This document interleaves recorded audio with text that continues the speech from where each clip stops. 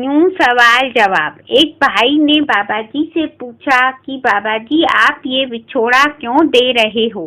बाबा जी ये दूरियां क्यों है? ये इंतजार और जुदाई क्यों सहनी पड़ती है हमें? जब आप हमारे पास नहीं होते तो जैसे रूह तड़प उठती है, दिल बेकाबू हो जाता है, चैन नहीं मिलता। कृपा करके आप हमसे दूर मत जाया करो, यूं अकेला छोड़कर मत जाया करो। हर घड़ी हर सांस आपकी रहमत की छांव महसूस होती है। आपका साथ ही हमारी सबसे बड़ी ताकत है। बाबा जी ने बड़े प्यार से उत्तर दिया, मैं कहीं नहीं जा रहा हूँ बेटा, मैं तो हर पल हर क्षण तुम्हारे साथ हूँ, तुम्हारे अंदर हूँ, तुम्हारे आस पास हूँ। एक बहन ने बाबा जी से कहा, बाबा जी कई साल पहले मैंने आपसे इंडिया में नामदान लिया था और आज फिर उसी दहलीज पर लौट आई हूँ। आज फिर से आपकी रहमत के लिए आई हूँ, लेकिन इस बार कुछ मांगने नहीं, सिर्फ आपको पाने आई हूँ। इस बार सिर्फ आप चाहिए बाबा जी। बाबा जी ने मुस्कुराकर बड़े स्नेह से जवाब दिया, आप तो कह रही हैं कि फिर से रहमत चाहिए, तो इसका मतलब यह हुआ कि पहले जो रहमत मिली थी वो सब खत्म हो गई।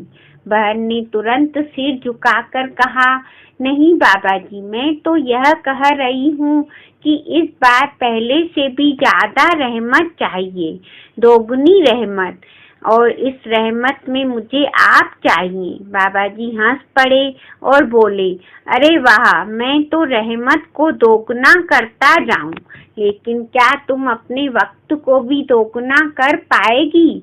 बहन ने कहा, बाबा जी बस मुझे ताकत दीजिए, अगर आपकी रहमत हो गई तो समय को दुगना करने की ताकत अपने आप मिल जाएगी। बाबा जी ने बड़े धैर्य से कहा, जो कुछ आपको चाहिए वह सब कुछ आपके भीतर पहले से रखा जा चुका है, अब आपको उसे बस पहचानना है, उसे जगाना है। इसके लिए किसी नई रहमत की जरूरत नहीं, मालिक ने हर किसी को सब कुछ दिया है। जब आप सच में उसे देखना शुरू करेंगी तो आपको सब कुछ बिन मांगे ही मिलता जाएगा। इसके बाद एक दूसरी बहन ने बाबा जी से कहा, बाबा जी आपने मुझे एक खूबसूरत परिवार दिया है, अच्छा पति, प्यारे बच्चे, सब कुछ है मेरे पास, मैं बहुत खुश हूँ। फिर भी न जाने क्यों जिंदगी एक संघर्ष जैसी लगती है। मुझे खुद नहीं समझ आता कि ऐसा क्यों लग रहा है। बाबा जी ने बड़ी सहजता से उत्तर दिया, बेटा हम अक्सर सोचते हैं कि जिसके पास पैसा है, अच्छे रिश्ते हैं, जमीन जायदाद है, वही सबसे खुश होगा, लेकिन यह सोच ही भ्रम है। पैसा और रिश्ते जरूरी हैं, मगर असली सुख और शांति भीतर से मिलते हैं। फिर एक और बहन ने बाबा जी से दिल की बात कही, बाबा जी आपका तहे दिल से धन्यवाद है कि आपने हमें यहाँ आकर दर्शन दिए। मैं यहीं रहती हूँ और नौकरी करती हूँ, इसलिए ज्यादा सेवा का अवसर नहीं मिल पाता, लेकिन आपने जो आनंद मुझे दिया है उसे शब्दों में बयान करना मेरे लिए नामुमकिन है। आज मुझे सवाल पूछने का मौका मिला है और मैं बताना चाहती हूँ कि मैं कितनी खुश हूँ। फिर इस बहन ने सवाल रखा कि बाबा जी अगर कोई पूरे समर्पण से भजन करता है, फिर भी उसे कोई नतीजा ना मिले, कोई अनुभव ना हो, तो वह क्या करे? बाबा जी थोड़ी देर चुप रहे और फिर बोले, तुझे कौन सा नतीजा चाहिए?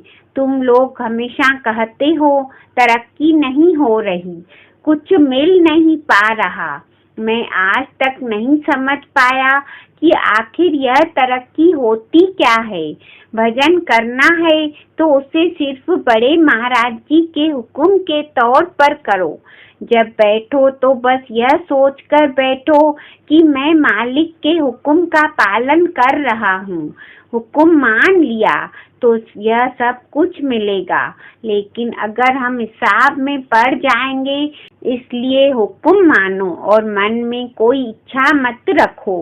एक भाई ने बाबा जी से बड़ी नम्रता से सवाल किया, बाबा जी अगर हमसे कोई गलती अनजाने में हो जाए या हम कोई ऐसा काम कर बैठे जो नियत से तो अच्छा हो मगर तरीका कुछ गलत हो, तो क्या ऐसे कामों से भी कर्म बनते हैं?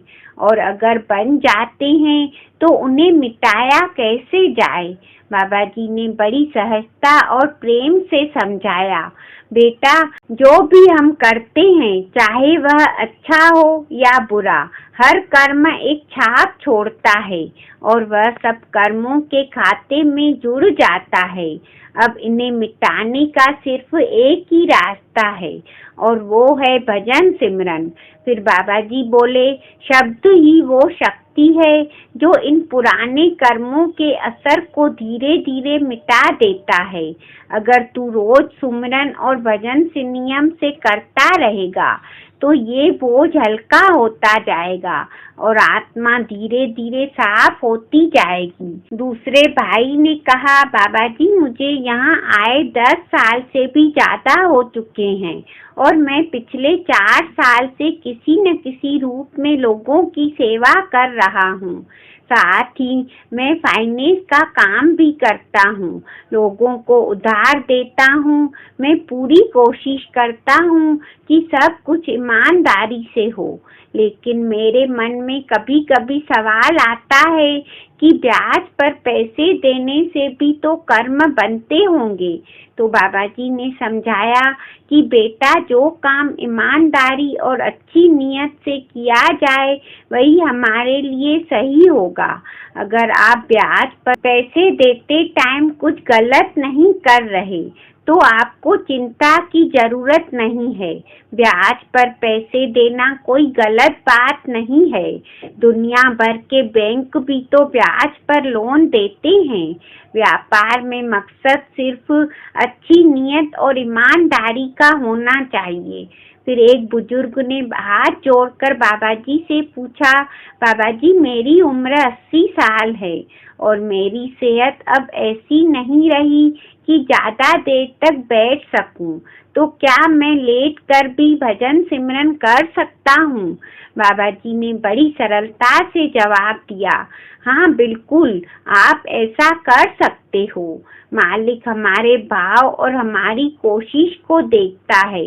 वह जानता है कि किस अवस्था में कौन क्या कर सकता है। वह हमारे प्रयास को देखता है, न कि हमारी बाहरी स्थिति को। संगत जी ये कुछ सवाल जवाब थे